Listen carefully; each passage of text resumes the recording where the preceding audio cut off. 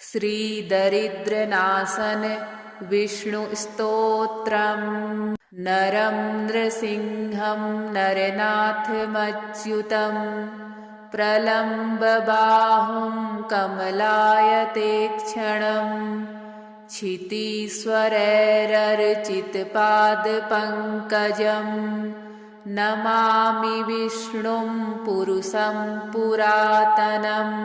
जगत्पतिं क्षीरसमुद्रमन्दिरं तं सारङ्गपाणिं मुनिवृन्दवन्दितं श्रियः पतिं श्रीधर्मीशमीश्वरं नमामि गोविन्दमनन्तवर्चसम् अजं वरेण्यं जनदुःखनाशनं गुरुं पुराणं पुरुषोत्तमं प्रभुं सहस्रसूर्यद्युतिमनन्तमच्युतं नमामि भक्त्या हरिमाद्यमाधवं पुरस्कृतं पुण्यवतां परां गतिं क्षितीश्वरं लोकपतिं प्रजापतिं परम्पराणामपि कारणं हरिं नमामि लोकत्रयकर्मसाक्षिणं भोगे त्वनन्तस्य पयोदधौ सुरः पुरा हि सेते भगवान् नादिकृत् क्षीरोदवीचीकणिकाम्बुनोक्षितं तं श्रीनिवासं प्रणतोऽस्मि केशवम् यो नारसिंहं वपुरास्थितो महान् सुरो मुरारिर्मधुकैटभान्तकृत् समस्तलोकार्तिहरं हिरण्यकं नमामि विष्णुं सततं नमामि तम् अनन्तमव्यक्तमतीन्द्रियं विभुं स्वे स्वे हि रूपे स्वयमेव संस्थितं योगेश्वरैरेव सदा नमस्कृतं नमामि भक्त्या सततं जनार्दनम् आनन्दमेकं विरजं विदात्मकं वृन्दालयं योगिभिरेव पूजितम् अणोरणीयां समवृद्धिमक्षयं नमामि भक्तप्रियमीश्वरं हरिं नरं नृसिंहं नरनाथमच्युतं प्रलम्बबाहुं कमलायतेक्षणं क्षितीश्वरैरर्चितपादपङ्कजं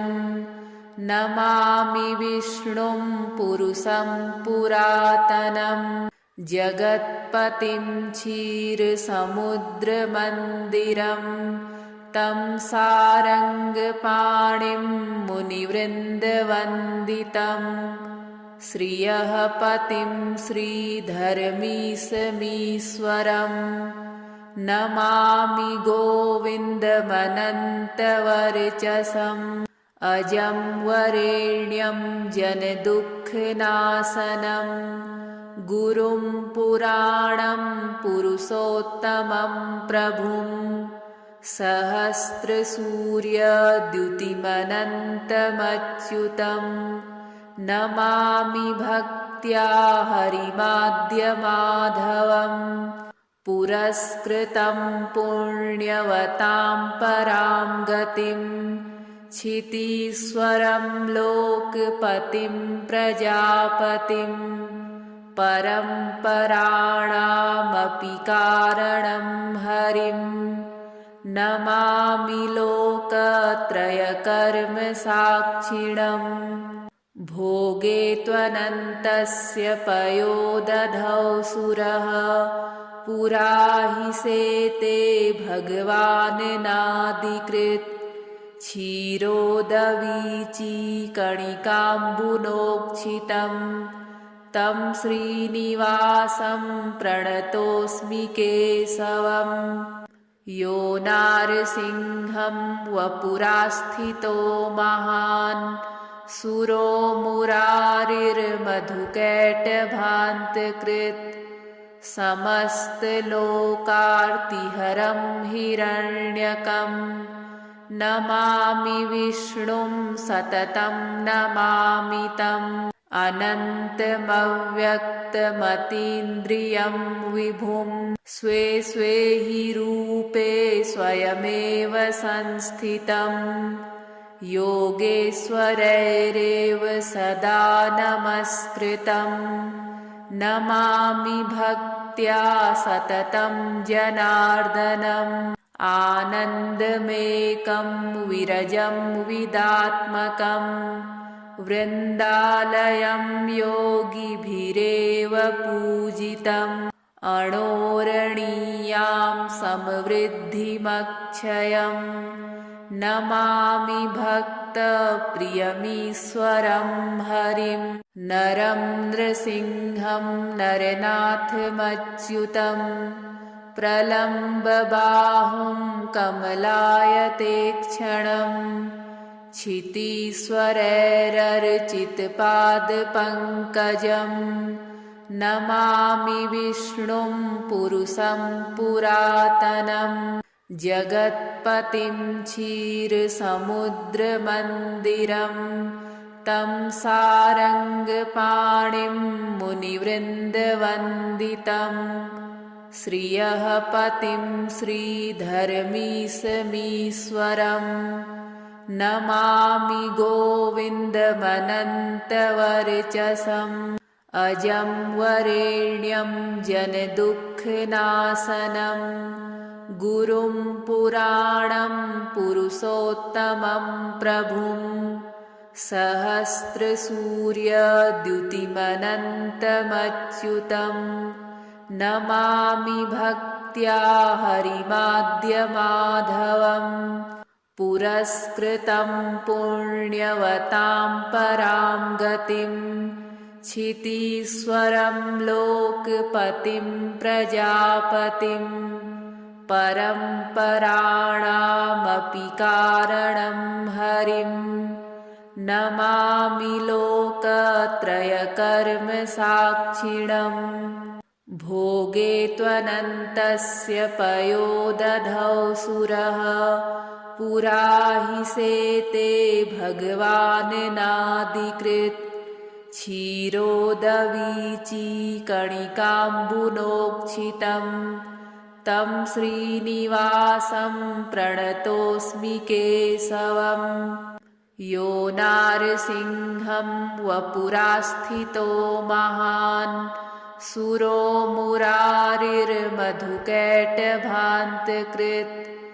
समस्तलोकार्तिहरं हिरण्यकं नमामि विष्णुं सततं नमामि तम् अनन्तमव्यक्तमतीन्द्रियं विभुं स्वे स्वे हि रूपे स्वयमेव संस्थितं योगेश्वरैरेव सदा नमस्कृतं नमामि भक्त्या सततं जनार्दनम् आनन्दमेकं विरजं विदात्मकं वृन्दालयं योगिभिरेव पूजितम् अणोरणीयां समवृद्धिमक्षयम् नमामि भक्तप्रियमीश्वरं हरिं नरं नृसिंहं नरनाथमच्युतम् प्रलम्बबाहुं कमलायतेक्षणम् क्षितीश्वरैरर्चितपादपङ्कजम् नमामि विष्णुं पुरुषं पुरातनम्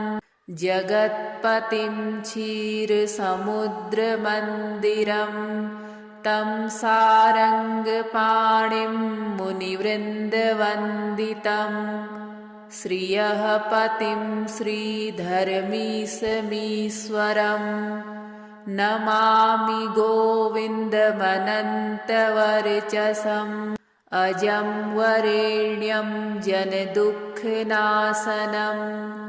गुरुं पुराणं पुरुषोत्तमं प्रभुं सहस्रसूर्यद्युतिमनन्तमच्युतं नमामि भक्त्या हरिमाद्यमाधवं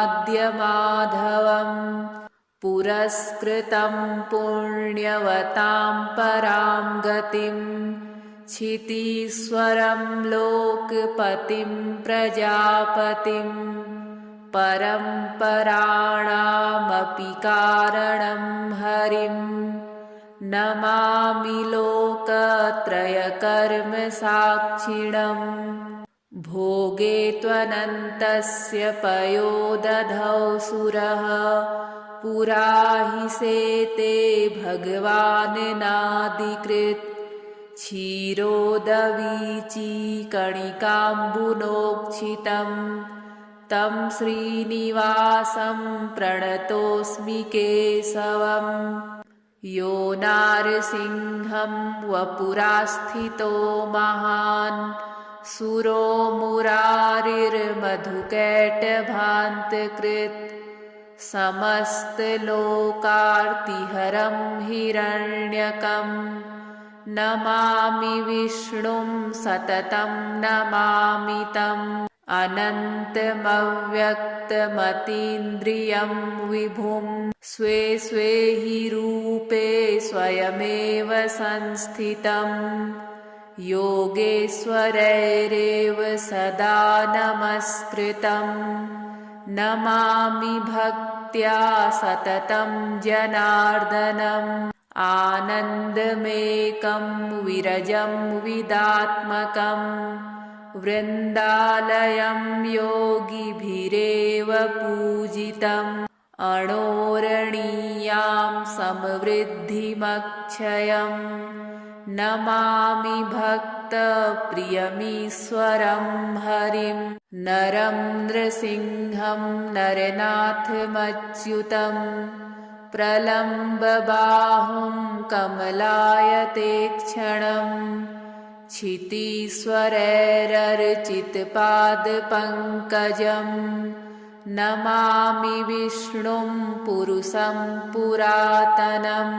जगत्पतिं क्षीरसमुद्रमन्दिरं तं सारङ्गपाणिं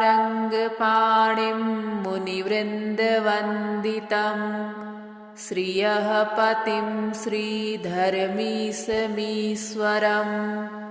नमामि गोविन्दमनन्तवर्चसम् अजं वरेण्यं जनदुःखनाशनं गुरुं पुराणं पुरुषोत्तमं प्रभुं सहस्रसूर्यद्युतिमनन्तमच्युतं नमामि भक्त्या हरिमाद्यमाधवं पुरस्कृतं पुण्यवतां परां गतिं क्षितीश्वरं लोकपतिं प्रजापतिं परम्पराणामपि कारणं हरिं नमामि लोकत्रयकर्मसाक्षिणं भोगे त्वनन्तस्य पयोदधौ सुरः पुरा हि सेते भगवान् नादिकृत् क्षीरोदवीचीकणिकाम्बुनोक्षितं तं श्रीनिवासं प्रणतोऽस्मि केशवम् यो नारसिंहं वपुरास्थितो महान् सुरो मुरारिर्मधुकैटभान्तकृत् समस्तलोकार्तिहरं हिरण्यकं नमामि विष्णुं सततं नमामि तम् अनन्तमव्यक्तमतीन्द्रियं विभुं स्वे स्वे हि रूपे स्वयमेव संस्थितं योगेश्वरैरेव सदा नमस्कृतं नमामि भक्त्या सततं जनार्दनम् आनन्दमेकं विरजं विदात्मकं वृन्दालयं योगिभिरेव पूजितम् अणोरणीयां समवृद्धिमक्षयम् नमामि भक्तप्रियमीश्वरं हरिं नरं नृसिंहं नरनाथमच्युतं प्रलम्बबाहुं कमलायतेक्षणं क्षितीश्वरैरर्चितपादपङ्कजम् नमामि विष्णुं पुरुषं पुरातनं जगत्पतिं क्षीरसमुद्रमन्दिरं तं सारङ्गपाणिं मुनिवृन्दवन्दितं श्रियः पतिं श्रीधर्मीशमीश्वरं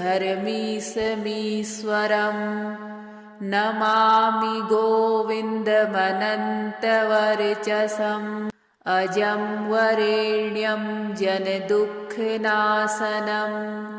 गुरुं पुराणं पुरुषोत्तमं प्रभुं सहस्रसूर्यद्युतिमनन्तमच्युतं नमामि भक्त्या हरिमाद्यमाधवं पुरस्कृतं पुण्यवतां परां गतिम् क्षितीश्वरं लोकपतिं प्रजापतिं परम्पराणामपि कारणं हरिं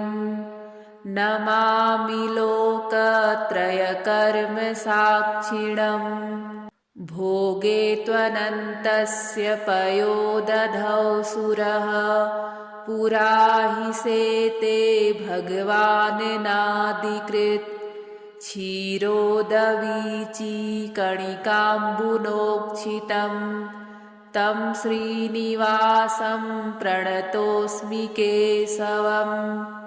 यो नारसिंहं वपुरास्थितो महान् सुरो मुरारिर्मधुकैटभान्तकृत् समस्तलोकार्तिहरं हिरण्यकम् नमामि विष्णुं सततं नमामि तम् अनन्तमव्यक्तमतीन्द्रियं विभुं स्वे स्वे हि रूपे स्वयमेव संस्थितं योगेश्वरैरेव सदा नमस्कृतं नमामि भक्त्या सततं जनार्दनम् आनन्दमेकं विरजं विदात्मकं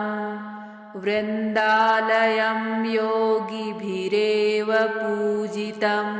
अणोरणीयां समवृद्धिमक्षयं नमामि भक्तप्रियमीश्वरं हरिं नरं नृसिंहं नरनाथमच्युतम् प्रलम्बबाहुं कमलायतेक्षणं क्षितीश्वरैरर्चितपादपङ्कजं नमामि विष्णुं पुरुषं पुरातनं जगत्पतिं क्षीरसमुद्रमन्दिरं तं सारङ्गपाणिं मुनिवृन्दवन्दितं श्रियः पतिं श्रीधर्मीशमीश्वरं नमामि गोविन्दमनन्तवर्चसम् अजं वरेण्यं जनदुःखनाशनं गुरुं पुराणं पुरुषोत्तमं प्रभुं सहस्रसूर्यद्युतिमनन्तमच्युतं नमामि भक्त्या हरिमाद्यमाधवं पुरस्कृतं पुण्यवतां परां गतिम् क्षितीश्वरं लोकपतिं प्रजापतिं परम्पराणामपि कारणं हरिं नमामि लोकत्रयकर्मसाक्षिणम् भोगे त्वनन्तस्य पयोदधौ सुरः पुरा हि सेते भगवान्नादिकृत् क्षीरोदवीचीकणिकाम्बुनोक्षितं तं श्रीनिवासं प्रणतोऽस्मि केशवम् यो नारसिंहं वपुरास्थितो महान् सुरो मुरारिर्मधुकैटभान्तकृत् समस्तलोकार्तिहरं हिरण्यकं नमामि विष्णुं सततं नमामि तम् अनन्तमव्यक्तमतीन्द्रियं विभुं स्वे स्वे हि रूपे स्वयमेव संस्थितं योगेश्वरैरेव सदा नमस्कृतं नमामि भक्त्या सततं जनार्दनम् आनन्दमेकं विरजं विदात्मकं वृन्दालयं योगिभिरेव पूजितम् अणोरणीयां समृद्धिमक्षयम् नमामि भक्तप्रियमीश्वरं हरिं नरं नृसिंहं नरनाथमच्युतं प्रलम्बबाहुं कमलायतेक्षणं क्षितीश्वरैरर्चितपादपङ्कजं नमामि विष्णुं पुरुषं पुरातनं जगत्पतिं क्षीरसमुद्रमन्दिरं तं सारङ्गपाणिं मुनिवृन्दवन्दितं श्रियः पतिं श्रीधर्मीशमीश्वरं नमामि गोविन्दमनन्तवर्चसम् अजं वरेण्यं जनदुःखनाशनं गुरुं पुराणं पुरुषोत्तमं प्रभुं सहस्रसूर्यद्युतिमनन्तमच्युतं नमामि भक्त्या हरिमाद्यमाधवम् पुरस्कृतं पुण्यवतां परां गतिं क्षितीश्वरं लोकपतिं प्रजापतिं परम्पराणामपि कारणं हरिं नमामि लोकत्रयकर्मसाक्षिणम् भोगे त्वनन्तस्य पयोदधौ सुरः पुरा हि सेते भगवान्नादिकृत् क्षीरोदवीचीकणिकाम्बुनोक्षितं तं श्रीनिवासं प्रणतोऽस्मि केशवम् यो नारसिंहं वपुरास्थितो महान् सुरो मुरारिर्मधुकैटभान्तकृत् समस्तलोकार्तिहरं हिरण्यकं नमामि विष्णुं सततं नमामि तम् अनन्तमव्यक्तमतीन्द्रियं विभुं स्वे स्वे हि रूपे स्वयमेव संस्थितं योगेश्वरैरेव सदा नमस्कृतं नमामि भक्त्या सततं जनार्दनम् आनन्दमेकं विरजं विदात्मकम् वृन्दालयं योगिभिरेव पूजितम् अणोरणीयां समृद्धिमक्षयम् नमामि भक्तप्रियमीश्वरं हरिम्